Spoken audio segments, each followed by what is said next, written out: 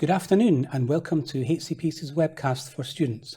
We'll be with you for the next hour and we'll be looking at three topics today. So an overview of the HCPC and our role as a regulator, the standard of conduct, performance and ethics, and the process of joining the register. After each section, we'll be answering some of your questions. So if you want to start sending in your questions now, then that would be great. Okay, I'm going to take you through the overview of the HCPC and our role as a regulator. So, as I said, we're an independent UK-wide regulator. We were set up to protect the public. But we also have a separate role from professional bodies and trade unions. So professional bodies and trade unions, those really are the organisations that promote the profession and also promote the work of the registrants as well. We also have professional and lay input into our organisation.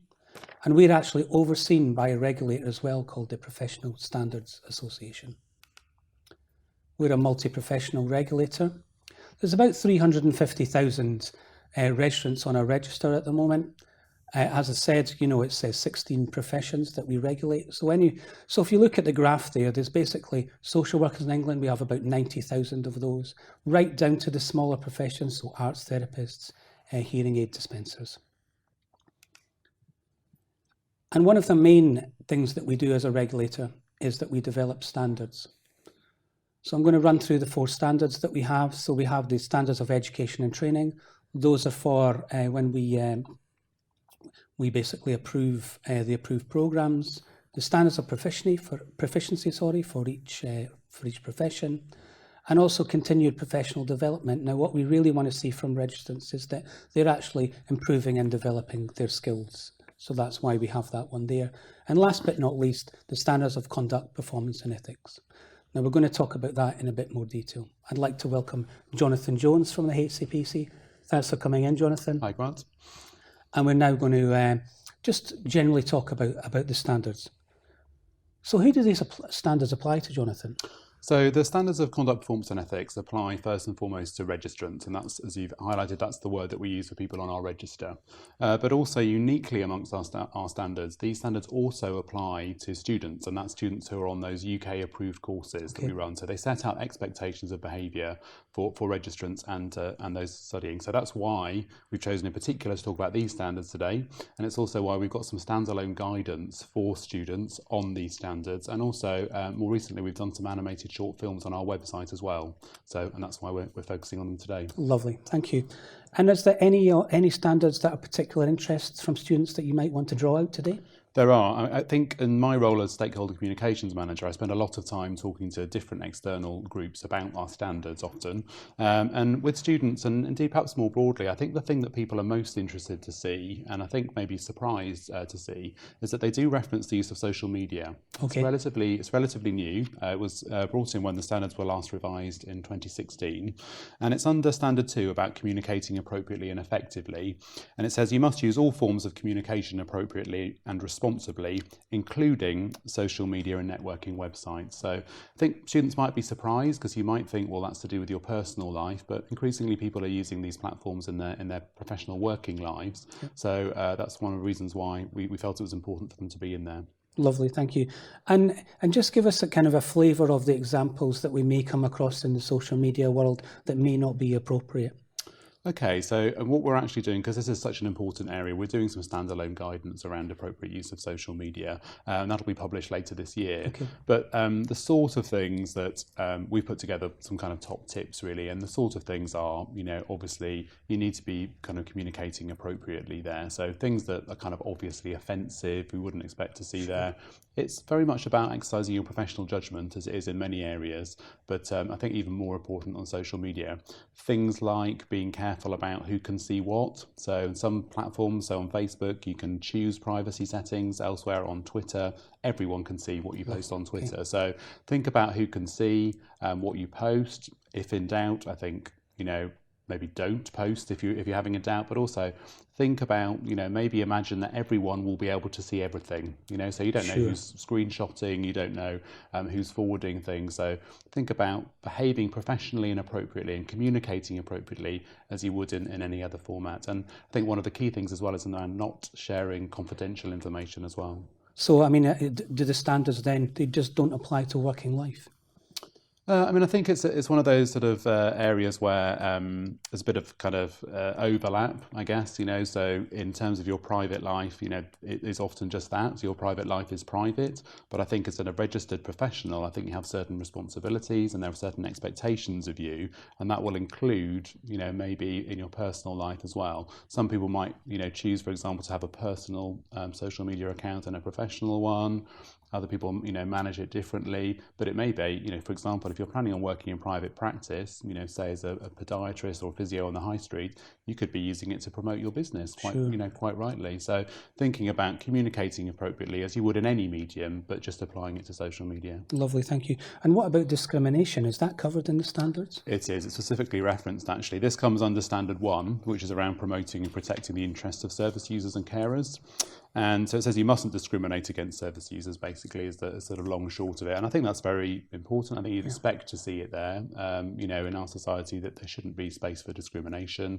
What we mean by that really is that you shouldn't let any of your own personal beliefs or views affect, the care, intervention, support, or whatever it is you're doing with your service users. And of course, it means things like, the attributes that are protected under the Equality Act, whether that's, sex, gender reassignment, sexual orientation, gender, all of those protected age, protected characteristics, you need to be sort of aware of those. Lovely, thank you.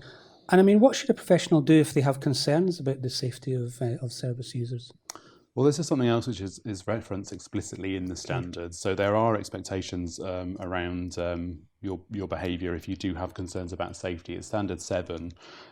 Effectively, they say that you must report and raise concerns about issues to do with patient safety or service user safety, and also you must support others in raising concerns as well. So that's our expectation. Also, I think now it's quite keen, strong focus on the fact that you must also follow up concerns appropriately. So it's not good enough to say, I've seen this issue, flagged it, told my manager, not my problem. That probably wouldn't be acceptable. Okay. You need to follow up appropriately. And do we cover off whistleblowing as well in the standards? Yes, when we talk about reporting concerns, we mean everything really from, small things like, you've perhaps seen something, you think, well, I'm not sure that's quite right up to maybe there's a really significant problem which you might, as you say, Grant, need to perhaps whistleblow. So it covers everything along that sort of gamut, and there's a lot of advice and support information available on our website. Okay. If you're a student, this is really when you're practicing. When you're practicing, if you did have a concern, there's support about how to handle that, because it'll depend what it is. It could be that you could go to a manager. It might be something you do need to come to us with. And if that was the case, again, as I said, there's lots of support and information available, particularly on the website around this. Lovely, thank you. And generally, how would a professional raise any of these types of concerns? Well, I think there's a flow chart and some information on our website, but it could be as simple as giving us a ring. I think that's the other important thing to get across is that if you contact the HCPC with a concern or query, if you've seen something that you've got a concern about, it doesn't mean that automatically the whole kind of process starts and there's been a formal complaint made or anything like that. You can simply call us and speak to our fitness to practice department and say, this is something that I've seen in my professional working life. I think it's a bit questionable. I'm not sure this is, if it's people would be able to meet the standards in this situation, and we could give you an advice. Everything's looked at on a case-by-case basis, but you can actually have a kind of informal discussion initially, with our fitness to practice team, and they'd be able to advise you if it was the sort of thing that we wanted perhaps to know more about. Okay, lovely, thank you. And if something goes wrong with a service user's treatment, what should the professional do? Again, this is kind of set out in the standards. It's Standard 8, which is about being open when things go wrong, and that is, our expectation. You need to be open. You need to be honest. If something doesn't go right, that's our expectation. You need to say that this hasn't gone well. It includes things like informing service users, offering a full and prompt explanation of what's happened as best you can, taking action if you can yourself to put matters right, and then finally, actually, it says that you must, and the wording is in there, you must apologise if something goes wrong as well. That's really important.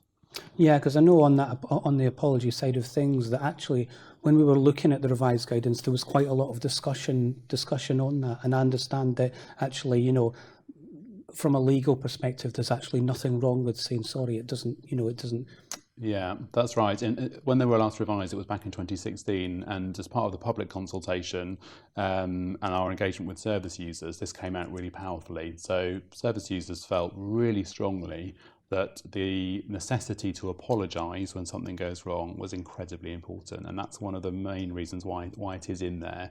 And I think it's simply human, isn't it? If something goes wrong, of course, it's natural that you would expect an apology. But you're absolutely right to raise this issue, because it was a concern for registrants that if someone's insisting you apologise, well, firstly, how sincere could that apology be, I suppose, if your regulator is insisting on it. But also, people had an anxiety about accepting liability. So it doesn't necessarily mean that you accept liability for something if you apologise for something having gone wrong. So that's why it's in there in our standards, and you must apologise if something does go wrong. Great, thank you, Jonathan. And then kind of, I guess lastly, just in terms of maintaining knowledge and skills, how would people, go about doing that sort of thing? Yeah, I mean, this is something which really sort of comes in once you are registered. So it does say in our standards that you have a requirement to keep your knowledge and skills up to date, and it mentions through continuing professional development. This is under standard 3 about maintaining and developing your knowledge and skills. So it's a requirement that you do that. We have separate standalone guidance about continuing professional development, and we have 5 outcome-based standards for CPD. Often students sort of do CPD when they're on courses now as if they were registered, but it's not a requirement for students to do it as such. It's once you become registered, that's our expectations in terms of keeping knowledge and skills up to date. And as you may be aware, once you are registered, we have this audit process. So when you renew your registration, we take a sample of those renewing. They need to put a profile together. Right. So really, those students shouldn't be worrying about that too much just yet. It's once you're registered, it's a way of keeping your knowledge and skills up to date, because when you're on your course, in a way, everything is CPD, because everything is new. So don't worry about that too much for now.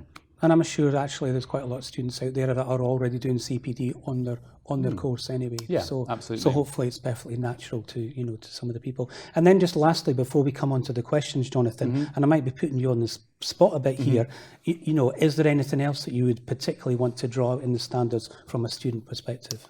I suppose I think I would say in terms of any of our standards and in terms of how you relate to the regulator is to say that, it's a very, very small percentage of people that get themselves into difficulty with the regulator. So from a fitness to practice point of view, these are the standards that we would use. So alongside the standards of proficiency and other standards. So if a concern was raised about you, this is what we would be looking at, or an independent panel would be looking at. But I think to bear in mind that, most people are really comfortably meeting these standards, and it's a tiny percentage of people. It's less than 1% of individuals every year who are subject to a concern. So I think when we're talking about standards and thinking about compliance, I think it's important to remember that, most people absolutely are meeting these standards and are doing a great job. Lovely. Okay, thank you. Well, let's move on to the questions now, Jonathan. So just in terms of, from a student perspective, I see that we've got one on practice placement here. Do I need to alert patients that I'm on practice placement? And a second one, can patients refuse to be treated by me? Well, I suppose the short answer is yes, on both. So absolutely. So if you're still a student, i.e. a student on practice placement, but you're working with service users, yes, you must let people know that you are a student. That's a specific requirement. And again, in our guidance on standards of conduct performance centres for students that people can find on the website, that's explicitly mentioned and made clear. And also, people can, with that information in mind, refuse to be treated by you. But that's nothing special, because of course, when you're in professional practice, anyone could refuse at any point treatment. So yes, that is absolutely the case. Yeah. Lovely, thank you, Jonathan. Okay, there's another one coming in. Is there any support for newly qualified staff from the HCPC? Well, I suppose there's a number of resources available on the website. So there's lots of information about our standards, some guidance documents, help in terms of interpreting our standards that you can find available online. For newly qualified staff, I suppose not specifically. I think we see sort of registration as registration, if you see what I mean. So once you're registered, it is an expectation that you meet our standards. So the advice and information is really available, I guess, for everyone. In terms of sort of career pathway, in terms of, whether you are newly qualified or, getting, sort of further on and more experience in your career, I guess your professional body might be a place to go to. Yeah, that's so a good in point. some areas of practice, so, in social work, for example, there's, very much a kind of, professional capabilities framework, for example, where, there are certain expectations of things that you need to know and be able to do at certain stages in your career. But we don't take that approach. We set minimum threshold standards around things like proficiency. So, it means that, once you're registered, you meet our standards. But I think if you've got queries about what you should be able to do when, I think maybe a professional body would be good protocol. Lovely. Okay, thank you. And I know that there are plans afoot as well in terms of work that we will be doing with students to kind of do a bit more, outreach work in terms of communicating. Yeah, so those are what we call prospective registrants. So those who aren't yet registered but who are about to be registered. Yeah, that's absolutely right. Lovely. Thank you. Okay, so we've got another one here. It says, why do I need a HCPC? Wow, that's a big question, isn't it? So I guess they're saying, why do they need a regulator? Why do they need to be regulated? I think what I would say, you would expect me to defend professional statutory regulation. I suppose the importance of us as a regulator is that in setting standards, it creates accountability for the professions. It means that if you're registered with HCPC, you meet a set of nationally recognised standards and there's that professional accountability. So members of the public are effectively protected because if something does go wrong, they can raise a concern and we will investigate and potentially take action against that individual. And it might, in the most severe cases, and they are just the most severe cases, involve striking that individual off the register and preventing them from practicing. So that effectively is what we're here to do as a regulator. So we're here for public protection. It might be one of the reasons why sometimes people feel like we're not there so much for them as registrants, because that's probably more a role for the professional body or an employment things for a union. But I think just to touch on the protected title as well, I mean, lots of students obviously have spent, 3-4 years studying, and actually, they now have a protected title where they can call themselves social worker in England or clinical psychologist. Yeah, yes, absolutely. And I think there are, as well as that public protection function, I think, although it's not the purpose of the organisation specifically, there are lots of benefits to statutory regulation for the professions themselves, because effectively it actually professionalises that occupational group. Yeah, lovely. Okay, well, let's move on to the next one. So that's actually about stress, Jonathan. Okay. I mean, so what happens if work stress is too much for me? Okay, well, that's maybe a little bit disheartening to hear from a student, I suppose, starting out in their professional working life, and they're already thinking about stress. But it's also perhaps quite a realistic question, because I think we acknowledge at HCPC, we're not sitting in our offices in London writing standards and expect people to get on with it. We know that people are working in the real world in a situation which can be stressful and difficult. In certain areas of health and social care, as we all well know, there are real pressures, and those pressures create issues around workload, workforce, patient and sort of staff ratios, and that can lead to stress. It can, financial pressures. All of these sort of things can mean that the situation in which a lot of our registrants work in can be really challenging, and stress could be part of that. I think what I'd say initially, you need to raise it. You need to raise it locally. You should speak to a manager or supervisor and say how things are and see what they can do to support you. But I wanted to bring us back to the standards and remind us that it is actually specifically covered.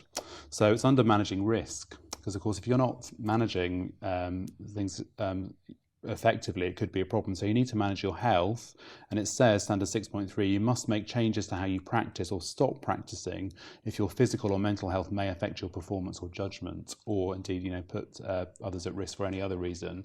So because there's that requirement there, I think this might be about insight.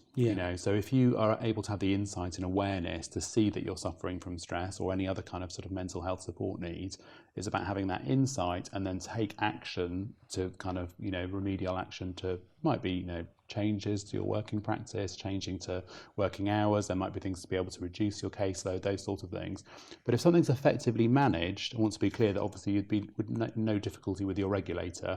It would only be if things weren't effectively managed and there was a significant issue, and then it might be that perhaps it starts to impact on patient safety, that kind of thing. So yeah, good luck. I mean, they're starting out on their career, sure. aren't they? So I hope that, Fingers crossed. yeah, but perhaps, when people go out on practice placement, they see the real world and they think, wow, this is going to be a challenging role, but seek support, I guess, seek advice. Yeah. Lovely. Thank you, Jonathan. Okay, so a slightly longer question in regard of apologising to service users.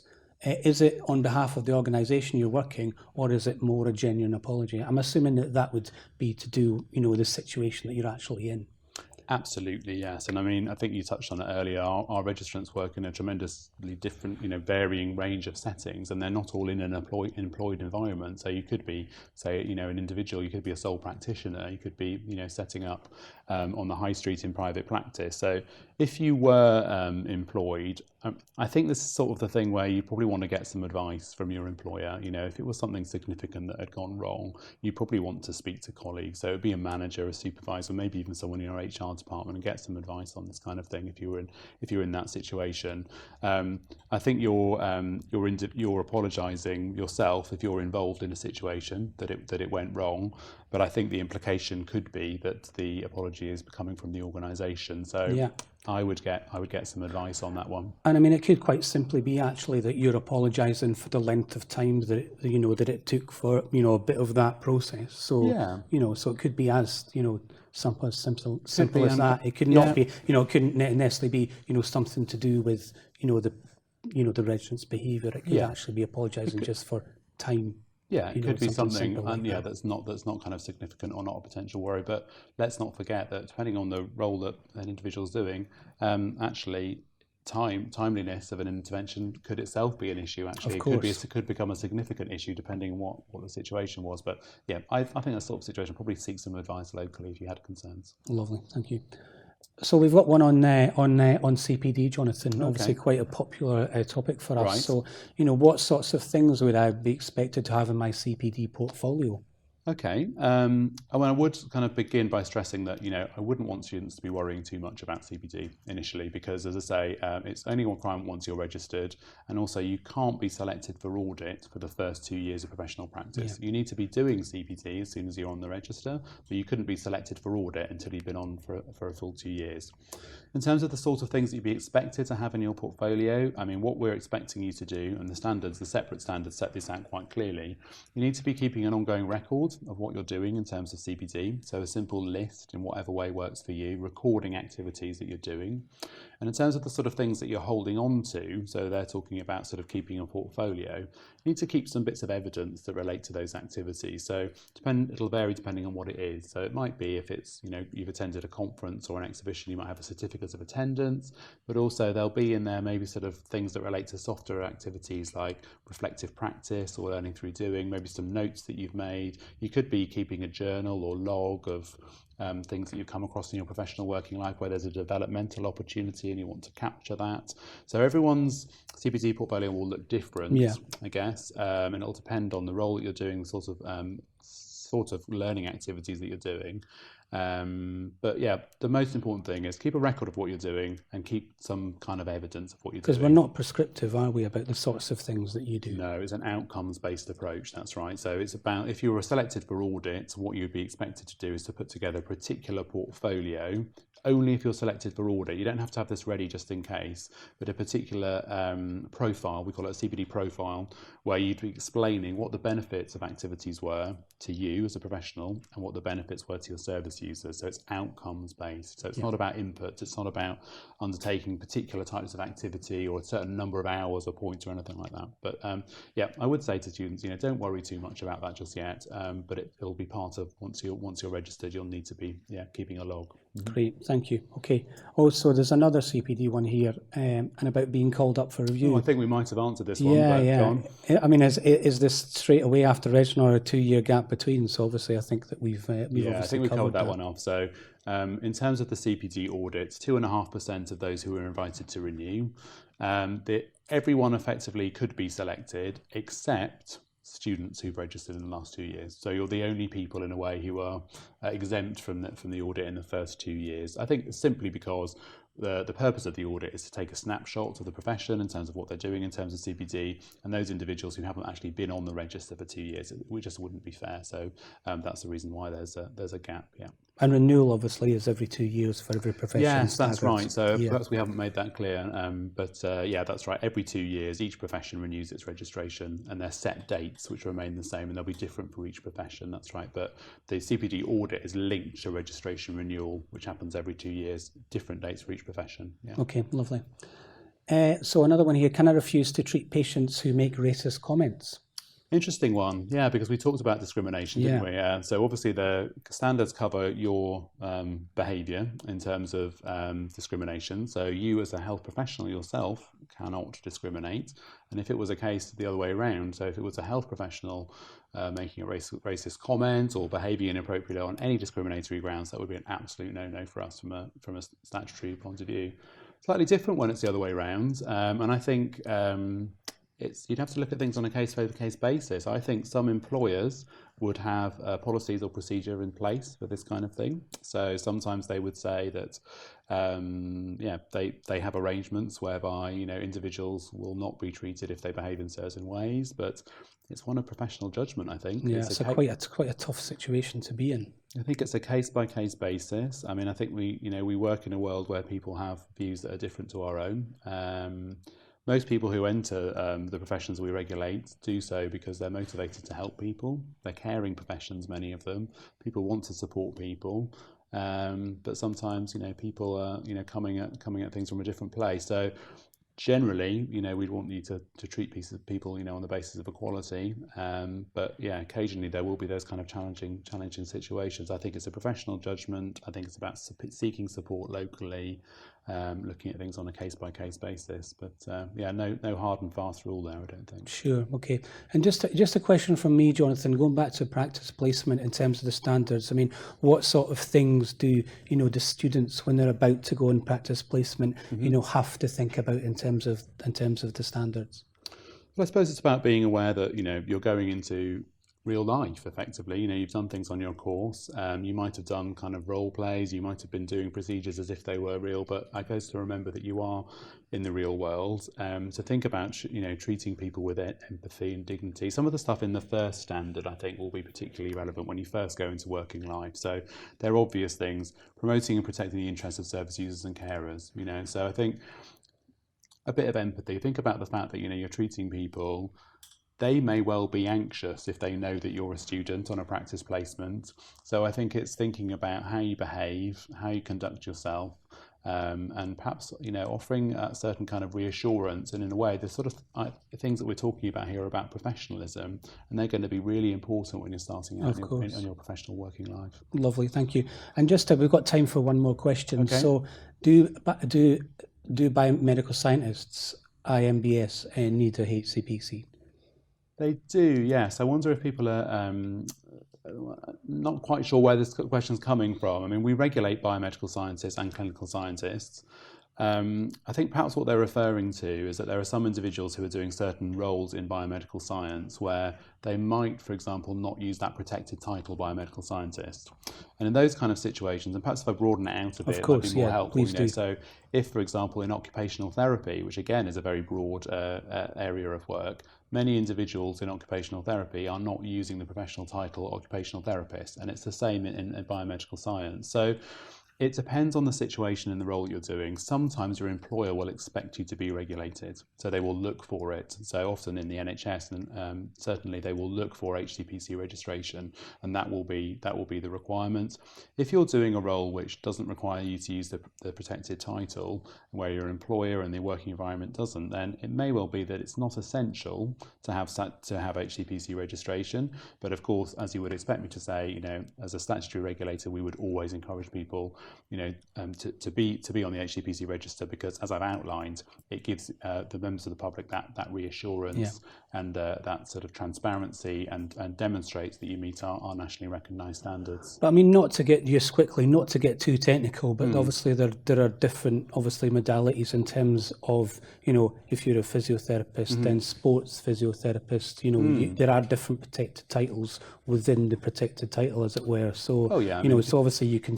There are ones that will still be regulated. Yes, absolutely. So it might not be the name of the part of the register. So in psychology, for example, there are counselling psychologists, clinical psychologists, forensic psychologists. All of those titles are protected. So you must be regulated and must be on the HCPC register if you're going to use any of those titles. That's right, Grant. Lovely. Okay. Well, thank you for your time, Jonathan. It's been really interesting. I hope the viewers have found it interesting as well. As I say, that was a whistle-stop tour, basically, of the standards of conduct, performance and ethics. And as Jonathan said, really is about, for all professionals in terms of the skills and behaviours, that we would expect for someone being on the register. Now, we probably didn't manage to get through all the questions there. We will be, looking at all your questions after this webcast. We will be looking at doing an FAQ, and this will be on the website. So, so don't worry about that. Also, the standards of conduct, performance and ethics are available on our website. But also, there is ability, if you want a hard copy, then you can basically send for that as well. Okay, so thanks again to Jonathan. Okay, so I'm joined here today by Chris French. Chris French is a manager at HCPC, and what we're now going to talk about is actually coming onto the register and the sorts of things that you need to do. Welcome, Chris. Thank you, Grant. Lovely, thanks for joining us. So, why do I need to register with the HCPC? Okay, I think this was mentioned previously, but it's worth reinforcing. So the HCPC legally protect the titles that are on our register. And the main reason for being on the register is so you can use that title. So as our students watching will appreciate, they'll be coming up to graduation at some point, some maybe at the beginning or end of their courses. But in order to then use those skills that they've learned in the real world, the legally protected title needs to be able to be used. So once an individual is on the register, they can then use that title and go out into the world of work. I think it's also worth mentioning the public perception. So once a registrant on the register has their name on there, the public are able to have a look to see if that person is on the register, which shows that they're meeting the HCPC standards of proficiency. Lovely. Okay, thank you. So next question I'm going to come on to, and it's a massive question, Chris, is, how do I register? Okay. Well, the registration process itself is really quite straightforward. What needs to happen, first of all, is an application form does need to be submitted to the HCPC. That can be done via post. And one of the main things to bear in mind about submitting an application is to make sure that you've actually completed your approved program before you submit your application. Those two things combined, so the completed application and confirmation of your passing the course, allow the application for registration. The HCPC receive pass lists from the universities of the names of those students who have passed their approved course. Yep. So you don't have to wait for your graduation ceremony, for example. Once we have confirmation from the education provider a course has been passed, the application will be matched up with that, and then as long as the application form itself is complete and correct, the person will be placed onto the register. Okay, great. Do any potential homework that maybe students should do before applying to to try and get some understanding of the process? Yeah, I think that's a really good point. I would always refer anybody who's applying to the HCPC to the guidance notes which are in the application form. Everything is set out there in terms of what needs to be submitted and how that should be submitted as well. So I think it's definitely worth referring to those guidance notes to prevent an application being sent to us incomplete, which is going to delay the amount of time it takes for you to get onto the register. And I'm sure students are quite keen to get into their chosen professions, into the world of work. So most definitely do refer to those guidance notes. If there's something that you still don't understand, then please do contact the registration department, who I'm sure will be happy to help. You can either call or email them. Details are on our website. Lovely, thank you, Chris. And let's just get into the kind of nitty-gritty, so the application form. So I know that it mentions certified copies of documents. Yeah. I mean, what is certified, and and who can certify me? Yeah, that's one of the main areas of the application which sometimes people can fall down on. So what we're looking for there is we look for two pieces of identification. Now, one of those is, say, photographic ID, so it confirms the person. So that could be a copy of your passport, for example, or a photo card, driver's license. Also, we look for proof of address. So that could be a bank statement or a utility bill. Yeah. And what we're looking for when those documents are sent in, because they're not the original copies, and we don't want the original copies, they should be kept for the individual themselves, is for a person to state that they have seen the original document. And what they need to do is, on the copy of that document, is to write a small sentence, which is, "I certify this is a true copy of the original document." The person would then sign that and print their name. Okay. Now, the application form guidance notes will refer to the people who are able to do that as a person of standing in the community. And what we mean by that is a doctor, for example, a solicitor, another health professional, in fact. And the list is in the application form. It's not an exhaustive list, right. So if anyone has any kind of questions about who they can get to certify, I would refer to the registration department, give them a ring or send an email, and they'll be able to confirm if that person is acceptable. I think students are in quite a good position in terms of the people that they can ask to certify. So they could ask their course lecturer, for example, who will be able to sign those documents off, and then that can be part of the complete application. Lovely, thank you. And let's just stick with the application form. Any common mistakes that people make that maybe we should try and avoid? Yeah, I think that is the most common one, actually, the certification of documents, absolutely. So I would always, again, refer to the guidance notes. But it's just making sure things like the sentence that we spoke about, "I certify this is a true copy," that is actually written on the copy. Right. So it's not enough to send a separate page, a separate piece of paper which says, yes, these documents are the true copy. And it's always good as well to make sure that it is written as is provided in the guidance, just for sake of clarity. So that really is one of the main reasons that applications are returned. So that guidance is really, really important. People really need to read that. Absolutely. I would refer to it myself, in fact. If I'm going through an application, or a member of my team has a question on an anniversary of 16 professions renewing all at once. So that 2-year cycle is £180. Now, for students who submit their application to us within 2 years of graduating, that fee will actually be reduced by 50%. So it would cost £90 for a 2-year cycle. Right. A full 2 years will be given at the reduced rate.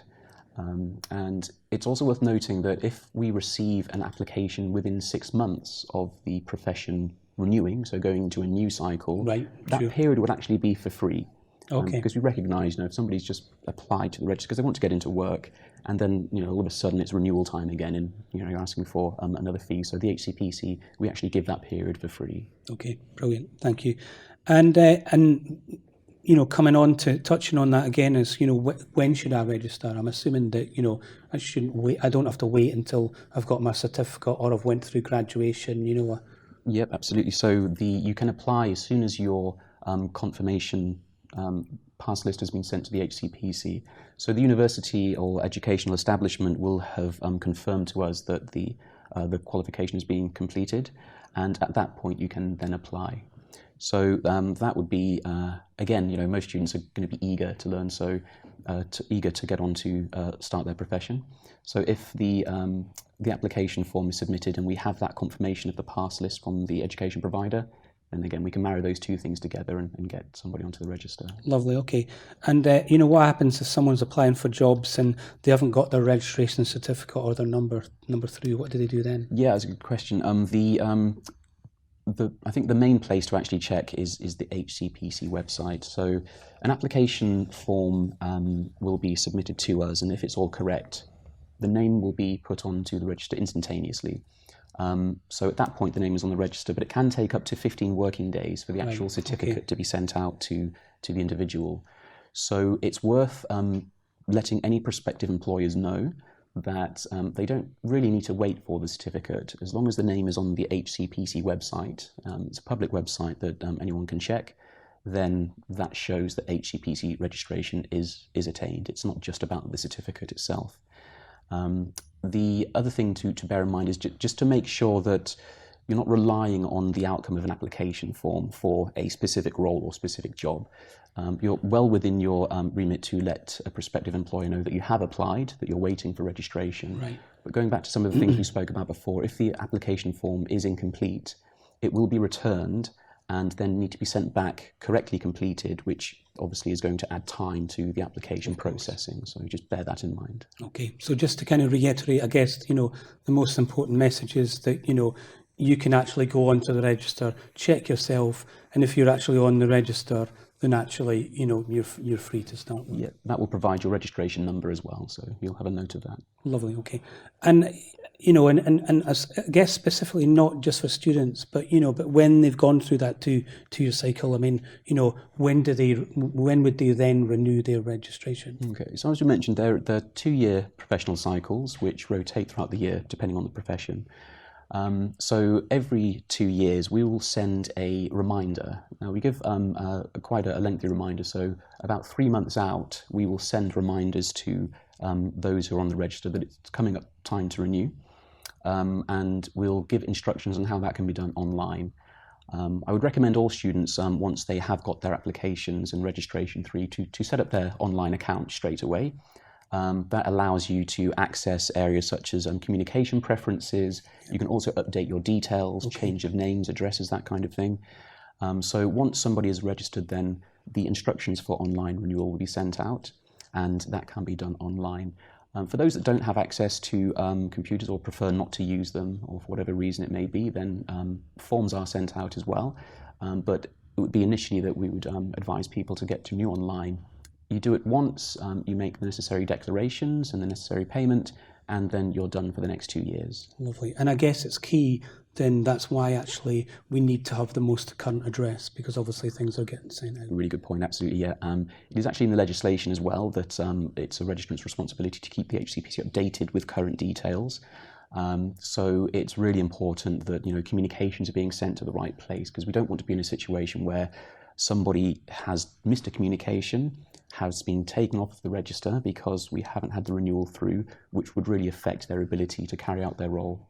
Okay, lovely. And just before we move into the questions, have you got anything else that you might want to add that we've not covered that are relevant for students in terms of the register? We kind of have covered it, but I think it's worth reinforcing. I really do think that a prospective registrant should read the guidance notes of the application form before it comes through to us, just to speed up that process, make sure that it's not going to be returned for any reason. Lovely. Okay, thank you. So we're going to move into the questions now, Chris. Okay.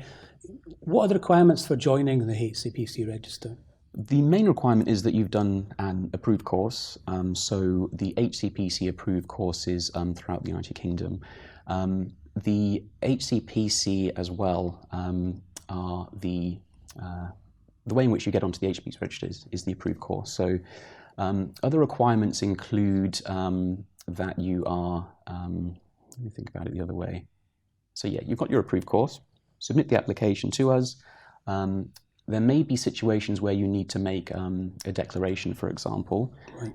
Now, all of this will be taken into account, and if everything fits together, if everything is approved and put forward, then you can go on to the HCPC Register. Right, and obviously a slightly different process if you're, coming from abroad, maybe want to work in this country. Yeah, so if you have studied outside of the United Kingdom, the HCPC only approved courses within the UK, then there is an international application process which you can follow. So information about that is on the apply section of the website if you have gained your qualification from outside of the United Kingdom. Lovely. And all the approved courses obviously are on our website, so you can check through there as well. Yes, absolutely. Okay, lovely. Okay, so next question is, where do we get an application pack, Chris? You can get that from our website. So from the homepage of the HCPC website, there will be an apply section at the top of the. There are 5 areas, so apply is the one that you would look into, and then from there you can download the application pack. Download it to your computer, print it off, fill it in, and send it to us. Lovely, thank you. And obviously, I know that there are a ton of videos on our YouTube channel as well, in terms of that will help you through that process. Yeah, as well. absolutely. Okay, lovely. Okay, so let's look at this next question. So, can you explain the costs for a new graduate? I think it's obviously worthwhile just reiterating what new graduates actually have to pay. Absolutely. So as we mentioned previously, it's £180 for a 2-year cycle. but that will be reduced for any students submitting an application within 2 years of graduating. So that's a 50% reduction, meaning it would cost £90 for a new graduate for a 2-year cycle. When the application is submitted, a scrutiny fee needs to be submitted along with that as well. Okay. So that's for first-time applications. Now that is the part that needs to be paid with the application form. So I mentioned previously some of the reasons why applications are returned. There does need to be a cheque submitted with the application for at least the scrutiny fee. Okay. Options in terms of payments are, you can opt to pay by direct debit, and that allows you to apportion the cost throughout the 2-year cycle, so 4 payments in total would be taken. Or you can submit a cheque for the full amount when you submit your application form, meaning that you have then paid your fees for the 2 years and you don't need to worry about it any longer. I think the most popular option is by direct debit. So the application form will have a section on payments. It will give you the breakdown and also a section for you to enter your direct debit, your bank details. Sure. And once we've received that and processed it, we'll set up the direct debit, send you confirmation of that, and then we'll take those direct debits, as I say, 4 times throughout the 2-year cycle. And are the costs outlined on the website? Are they in the guidance form? They're absolutely, yeah, they're on the website itself. They're on the inside the application form itself as well. So the part where you complete your direct debit instructions, that gives a breakdown of the costs also. Lovely. Okay, thank you. Okay, so one on registration here. Can I start work once you've applied to get registered, or do you have to wait for a registration to come through? I mean, I think we've touched on that, but obviously, let's repeat it again. It's an important message. Yeah, absolutely. You do need to be on the register to start working to use the protected title. So most of the employers that you're going to be applying to will expect you to have that title. So, as I say, you can inform a prospective employer that you have applied for HCPC registration. Okay. And as I say, again, I'll reiterate, as long as you've read the guidance notes and the application form is all submitted, all the correct payments are there, then there should be no reason why you will not get onto the register. We have a service level of 10 working days in which to process an application form. That's from the date that we receive it. So you should hopefully get that within that time. Obviously, bearing in mind... and that's across all professions, Chris? Correct, absolutely. Okay. Bearing in mind, people will be graduating at the same time, so that HCPC can receive a lot of applications during the months of graduation. So we will always try where we can to stay within that service level, but it is an aimed for service level, and we'll absolutely try to maintain that. Lovely, thank you. Okay, so one from a biomedical scientist. So the student biomedical scientist, how early would I have to register to gain the title biomedical scientist? Would it be on placement or when I actually begin to work? I think this is more about the application itself. So in terms of how early you'd have to register, when, as I say, we've got confirmation from, I think with biomedical scientists, it's the Institute of Biomedical Science. Right. So you do a portfolio with them, and they would then let the HCPC know that you have completed that portfolio. That then is the pass list, as we spoke about, but it comes from the IBMS in this case. And that is when you would then get your HCPC registration. So I think Jonathan touched on it before, once you're registered, you're registered. You can use the title, you can then go out, apply for jobs, being able to use that legally protected title. So I hope that answers the question there. But whether you're on placement or in work, it's about having the title in the first place. Okay, and I'm not also I've not gone through the process myself, but I'm assuming that the university or the college or wherever you're studying, they will tell you when they've contacted the HCPC. Yeah, you can absolutely ask them. They'll be able to let you know. I think it's done mostly as a matter of course. So the administration department of the particular faculty that you're working through, they should be able to let you know once it's been sent through, and then, as I say, we'll match up the application form when that comes in. And students, obviously, they don't have to wait for the next renewal cycle. They can do it obviously once the pass list has come through. As soon as the course has been completed, the pass has been sent to the HCPC, you can submit your application. Absolutely. Lovely. Okay. Is a period of unemployment after graduation? I mean, will this affect the registration renewal process? Not the renewal process itself. I think perhaps in this situation, it's where somebody may not be going into work straight after graduating. So there is a 5-year period in which a student can apply to the HCPC. If they're applying after the 2 years we spoke about, then the discount no longer applies. If somebody is applying after 5 years of graduating, then there may well be some returners to practice requirements, because 5 years out from graduation, we'd need to be sure that the individual still has those skills and knowledge they gain through. So, how would they prove that? Would it be through, continued professional development? Can they do that in different ways? There is a number of ways. The main way is by getting what's known as supervised practice. So you would go to another professional on the same part of the register to which you're registered, and they would sign off on supervised practice. So it can be broken down into either private study, so where you're going out, researching yourself, could be attending seminars, that kind of thing. Formal study, where you're going on actual courses, it could be sort of like a top-up course, for example, and also the supervised practice. Now, one thing to mention on private study, that can only make up 50% of the required time. So after 5 years, it's 60 days that you would need to complete in terms of returns to practice. Right. But if that only 30 of those days could be private study, you would need to have some kind of formal or supervised practice included within that as well. Okay, lovely, thank you. Let's move on to the next one. So does HCPC registration extend to working abroad, either paid work or volunteer programs?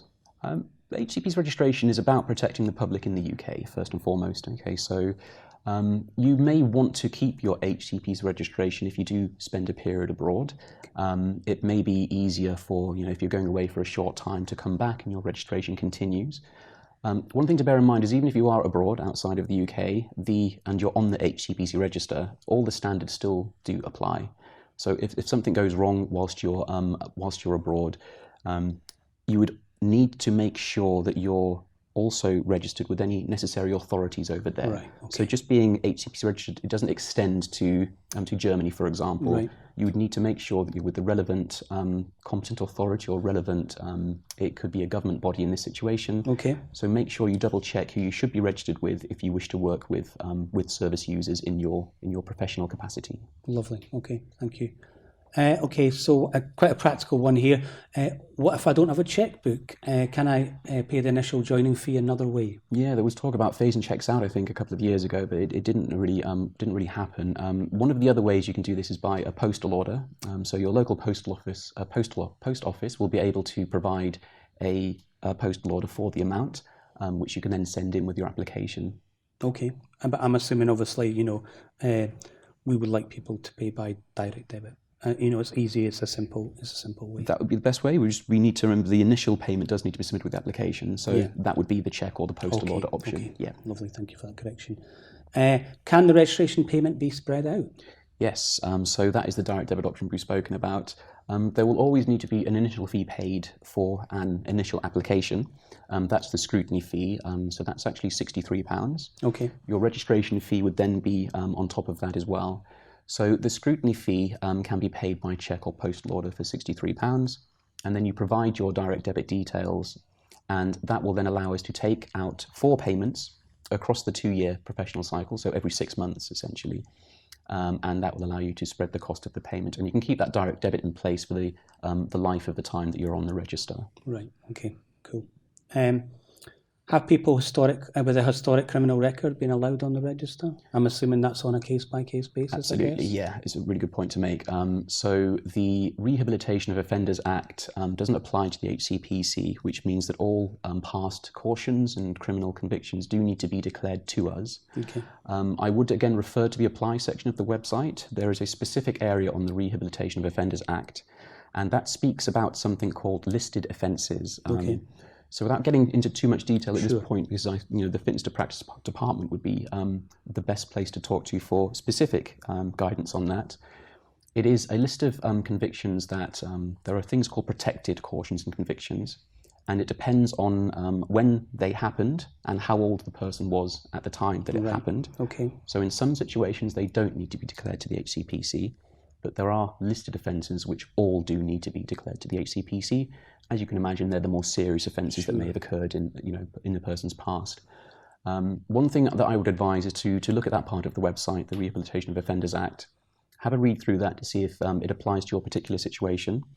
But then in addition, I would provide with the application as much information as possible, give a background of the circumstances, how it came to be. It's not enough just to simply write, this happened at this time and this was the outcome. Okay, you have to give some detail. Precisely, provide some background. If that is deemed serious enough to need to be investigated further, then an independent panel will have a look at that, and they will make a decision whether or not it needs to go to a final hearing, and that could go through that way. Yeah. Okay, I hope that answers that question. Okay, so something slightly different now. I finished my OT degree in June.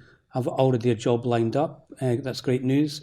How quick will HCPC registration take so I can start work? So 10 working days is the service level. I did mention previously that it can be longer than that at times, but we'll always make sure we try to communicate that. So once we've received your application, it will be checked for completeness, and as long as it is complete, then it should be within the 10 working day time frame. So depending on when that application was submitted, or if it has been submitted yet, will depend on when the outcome of the registration will be. Lovely. Okay, and I think just a sort of general question from me, Chris. From a student perspective, really, you need to do your homework. I think before coming on the register. Would that, would you say that? Absolutely. I think any student coming onto the register needs to know what's going to be expected of them going on, because you're going to come from a student to becoming a fully qualified health and care professional. So it's just maintaining those skills and knowledge that you've gained within your university degree, and to keep those moving forward. So I would always refer to the HCPC website. There are often consultations on there as well. So obviously you're going to become part of a professional community, and the HCPC do hold consultations. So it's really your chance to get involved and have your own voice on the kind of the direction of regulation for your particular profession. So don't necessarily rely on the lecture from the the training program to give you a bit of schooling. But actually do a bit of homework yourself. So actually the process is is a bit smoother for you when you come onto the register. Yeah. And obviously read those guidance notes as well. Yeah, absolutely. Okay, so this is the last question, I'm afraid. So if your personal details change, either name and address, does this affect our registration? And do we need to send in evidence and reapply? Okay, you do need to send in evidence, yes. It doesn't affect your registration, no. The only thing to bear in mind is if a change of name is occurring because of marriage, for example, then your register will be updated to reflect that. The register will show that name. Some people choose to continue practicing in their maiden names, for example. Okay. So it's just to make sure that people are aware what your name is as it is on the register. In terms of changing those details, the address details, they can be changed on the website through the My Account portal. With regards to change of name, we do actually need to see some documentary evidence of that. Right. So it could be a deed poll certificate, a marriage certificate, for example. And again, that's what we call a certified document. So we'd like to see a certified copy of that. And once we've received that and it's been verified, we will then update your name on the register. Lovely. Thank you, Chris, and thank you for your time. We've run out of questions, but thank you. Okay, so it just remains for me to say that this webcast, if you want to watch it again, or if you want to view it for the first time, it will be available on YouTube. We also do a range of face-to-face events across the UK, so you may want to join in with one of those. Please keep a look on the website. We will be developing an FAQ document in terms of the questions that we couldn't answer today. So we will obviously try and answer, all your questions. So look out for that, please. And the important thing as well is there'll be a short feedback survey to complete directly after this webcast. So please do fill it in. It's really important because obviously it can help us identify subjects for future webcasts. I'd like to thank the panel today. So Jonathan Jones for his insight into the standards of conduct, performance and ethics, and also Chris French talking about the register. And I hope that's actually smoothed the process a bit for when you do apply to come on the register. But again, thank you for joining us as well. I hope this has been useful. Thanks very much.